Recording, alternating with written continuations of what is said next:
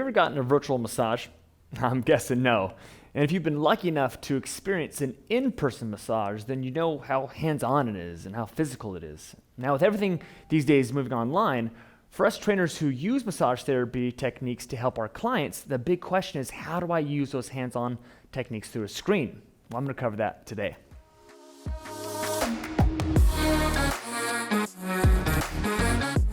Hey coaches and athletes, I'm Michael Hughes, movement specialist and co-founder of Gymnazo EDU. I'm going to be talking about restoration, the tools you need and how to coach restoration practices virtually. As I go through this video and you find value that you can take to your practice and your personal fitness, please hit the like and subscribe button. It really helps out the channel and lets others see this kind of content and spread the word. So, what is restoration? What does it mean? What is happening physiologically when we restore our muscles and connective tissue? Well, restoration is referring to the normal state of health and is the action or process of regaining growth control of the body's biological capacity after it has been stressed. What this means is it takes time, effort, and action to rebuild the body's tissues so they can come back bigger, faster, stronger for the next workout. Check out this graph to get a visual on the different physiological sequential stages the bodies go through when in recovery mode. The example that I'm going to be using here is for the recovery mode is kind of after a hard, intense workout. All right?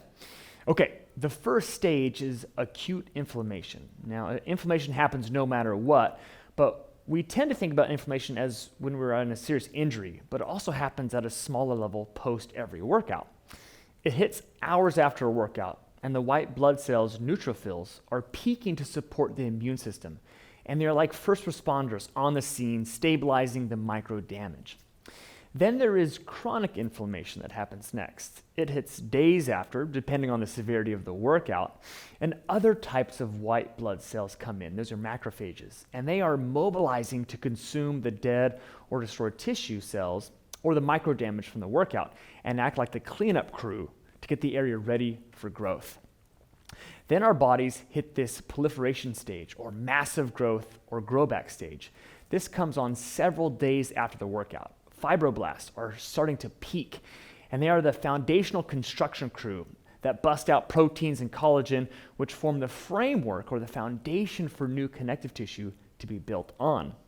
Then our bodies finish with this matrix remodeling or rebuilding time. This phase is a few days after the workout. And this is where the vascularity is built or where new connective tissue has been built in and gets its plumbing turned on and is ready to contribute to the muscle system as a whole. What I really hope you take away from all that is that if your clients or yourself do a super hard workout on Monday, the body can take up to a few days or a week or more in some cases to fully recover. What this means is that if there's any other super hard workout, like on a Tuesday or a Wednesday or any other day that same week, the body will need to take the same amount of time to recover from that workout, let alone the workout it just did a few days ago. What ends up happening is we start to get into this recovery deficit, and the body is always trying to catch up from the intense stressors, and it really never gets the opportunity to use its new growth potential in the following workouts. While this leads to amazing calorie burn because the body has to work even harder and harder to get to the next hard workout and get it complete, it actually starts to destroy the body's tissues and subsequent movement patterns because it can never really catch up. Here's another way to think about it. Say you have $100 to invest, but it takes 2 weeks to get your money back with interest, and every day you give $10 to an investment. Well, you end up running out of money by day 10 before you ever even get your original money back. So what happens on day 11, 12, 13? You have to go and borrow money from other biological systems or muscle groups. We call this downward spiral the beginning of a movement training dysfunction. The bad part about this cycle is that it's super common among general fitness goers and in their training process. And this downward spiral is what causes the vast majority of fitness injuries and therefore the challenge to stay consistent into a workout program.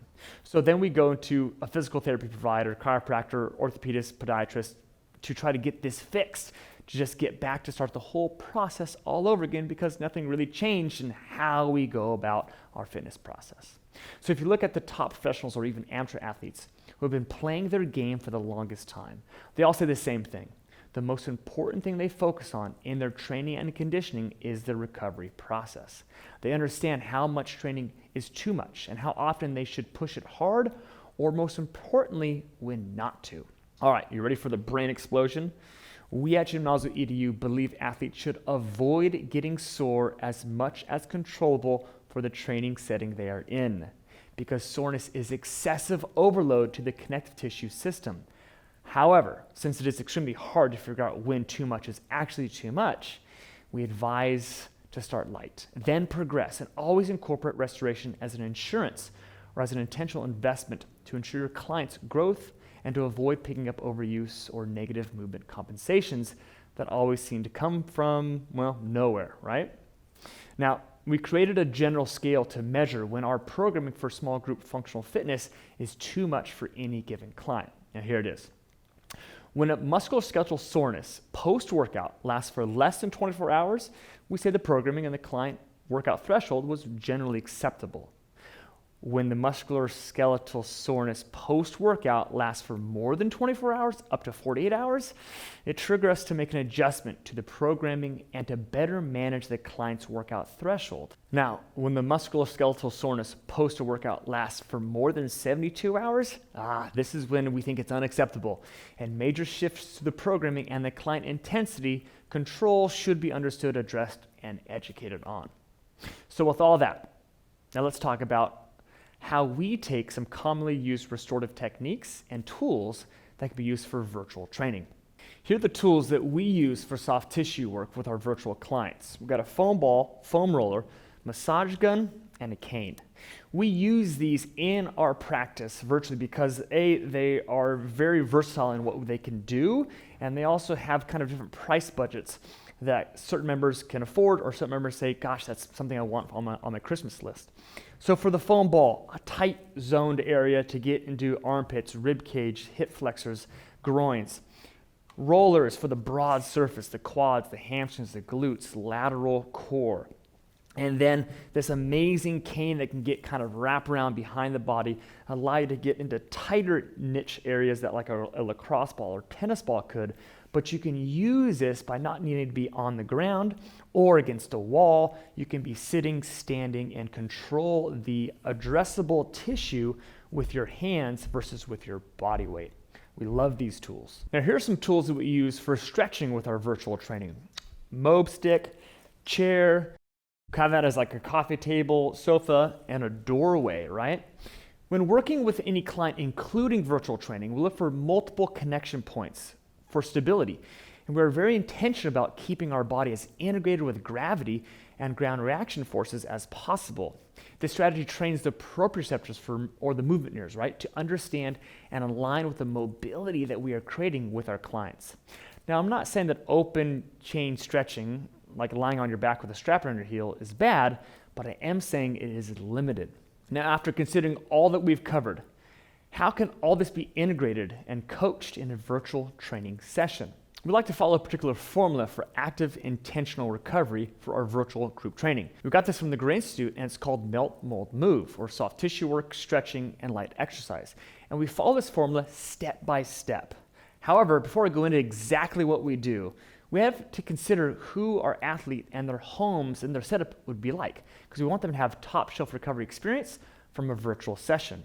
Our primary strategy was they need to have access to affordable and versatile equipment. This came out to be the Mob Stick and the Trigger Point tools, and you get that for about $100. However, you can really get any one of these things, just like if a PVC pipe and a lacrosse ball or tennis ball, you get that for about $10. What I recommend for any trainer is that you do anything you can to deliver quality and greater margins for your business. This can help out a client get amazing equipment based on your recommendations, and you can make a percentage on it. Well, that's a win-win. All you have to do is set up a wholesale account with each company or a seller's account on Amazon. This does take a bit of your work, but your business is worth it, and your clients will need to get some products from somewhere. It might as well be from their trusted movement coach. Okay, I want to show you exactly how we offer a virtual restorative service. We start with a 45-minute session, so it can easily fit into anybody's day or work schedule.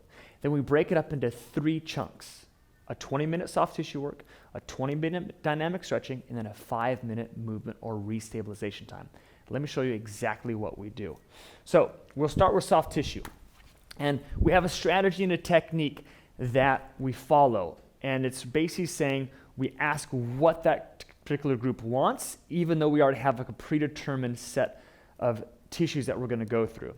And we have 5 tissues that we cover kind of no matter what, because these are the primary tissues that get involved with pretty much sitting or a desk job, which is the vast majority of our athletes as they leave their work and come to us. And those 5 particular muscle groups are going to be the adductors, the hamstrings, the hip flexors, the chest, and then the lateral core. And we'll literally be with them on the ground, working with them as they do it with us. So getting down on the ground, laying down, let's say we're going after the hamstrings, we'll talk about the hamstrings, talk about the tools, talk about the placement, and interchange which tools we need for them to have the most success.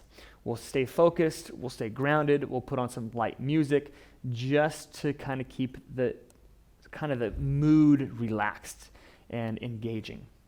After that 20 minutes of hitting those particular groups, we'll grab onto the mob stick and we'll set ourselves up. Let's say we follow those same exact muscle groups. We're going to start to stretch them out in 3 planes of motion.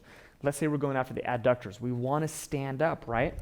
We want to stand up and we want to kind of create that proprioceptive authenticity by using gravity and ground reaction forces to allow our body to move in. You can see how I have 4 points of contact. 1, 2, 3, and 4. That allows my body to really get the most out of my mobility training because it feels confident and comfortable. If they don't have a stick, we can use a doorway, right? A doorway would be the same way. I'm using the cage as an example, but I can use the same thing for, like, let's say lateral core. I have 2 points grabbing on, and I can start to move and start to progress my body through ranges of motion that, again, on the ground, certainly give me the ability to do, but not with the capacity of confidence that my body can actually give me because I have to worry about balancing. If I'm using a chair, I can go after hamstring work very, very easily by producing that stability, that point of confidence, and then I can have a stick or doorway to manage off that. If I'm using a couch or if I'm using a coffee table, find something nice to kneel down on. I have my connection point. I can go after glutes by crossing over and really getting that twist and that turn and that 3-dimensional drive that we look for in our dynamic stretching. So we'll just hit those exact same muscle groups.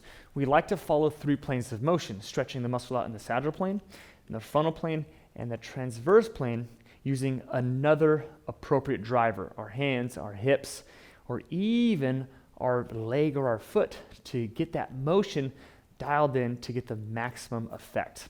That is the second process. The third process we go into is light movement.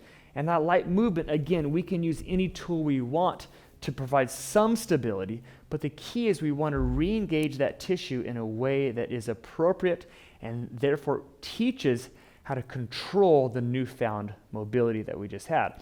So let's say it was the calf.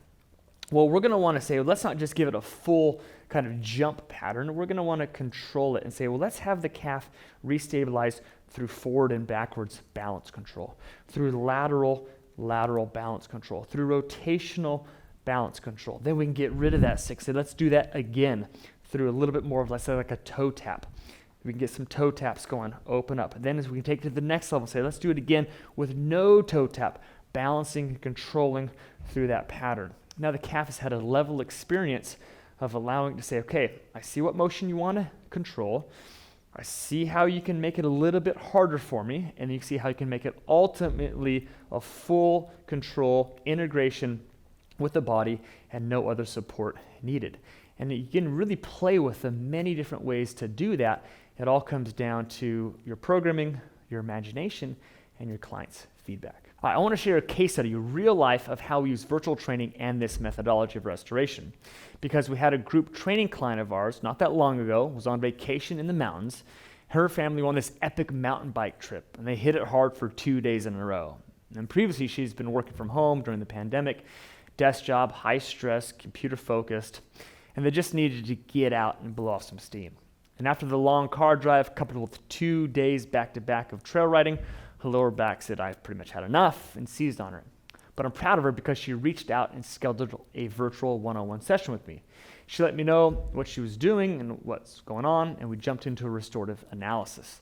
She had a hard time with side-to-side and rotational motions, like rotating to put her bike on the rack, and even movements around the cabin's kitchen counter. I assessed her movement capacity and saw that her hip abduction and external rotation were gunky or limited in range of motion, and that triggered acute lower back pain. So we grabbed a foam roller, she packed it with her, actually, and I said, hey, let's go ahead and let's see if we can control those motions with lateral motion and rotational motion. And I moved with her just to show her how I want it to be done. So I said, lay on the ground for me, and that was okay for her to do. It took her time, and we put that foam roller just on her inside thigh. And I talked her through where I wanted to place, how I wanted it to be moved, and how I wanted her to stick on that soft tissue and just let it melt and to get that connective tissue to open up. Then we used a chair and a wall to stretch out her adductors. Basically had her pull up a chair with a wall next to her, stabilizing, and we started to get into that adduction and that abduction in a sense to open up that hip. We had her support, we had her drive forward and back, a little bit of rotational, and slowly loosen up the adductors, not moving so quick and so fast that her lower back would get triggered. Then we restabilized the adductors with some isometrics, driving the heel into the chair, and some very light balance work. And we used the opposite side foot to really kind of control the motion. Easy does it, grabbing onto a chair in front of her, and easy re-control of that adduction so they take the job and the lower back didn't take the job. The end result was after 4 or 5 minutes, she had a subjective 80% reduction in her lower back discomfort, and she later told me that after taking the next day off and repeating what we covered in our virtual training session, she was able to get back on the trail for her last day of vacation. Having the ability to meet your clients or be able to be on call for help virtually is a massive advantage for your business and for your clients. To never be out of reach when in need is something that must be taken advantage of forever. And 2020 certainly did not put the fitness industry in a good place, but it also forced us to look outside the box to create ways to meet our athletes in ways that we may not have been practicing. If you haven't taken advantage of online training yet, check out the description below. We have a mini course on how to take your training online. We cover how to do it, all the equipment you'll need, how to get started, and even systems and checklists to follow to eventually take it to the next level and offer virtual small group training. Hope you got a lot of value out of this video, and be sure to subscribe to this channel if you want to continue to get more content like this. See you the next time, and enjoy.